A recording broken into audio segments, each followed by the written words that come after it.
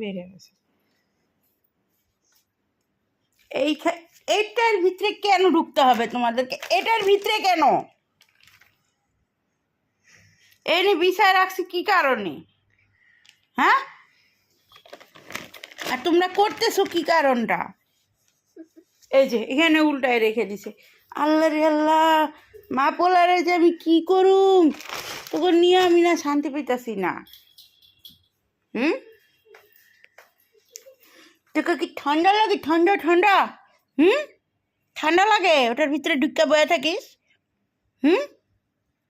ঠান্ডা লাগলে কম একটা কেতা দিই।